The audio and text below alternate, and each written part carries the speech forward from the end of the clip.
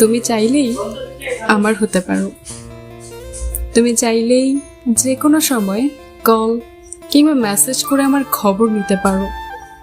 তুমি চাইলেই তোমার দেওয়া অজুহাতগুলো বদলাতে পারো।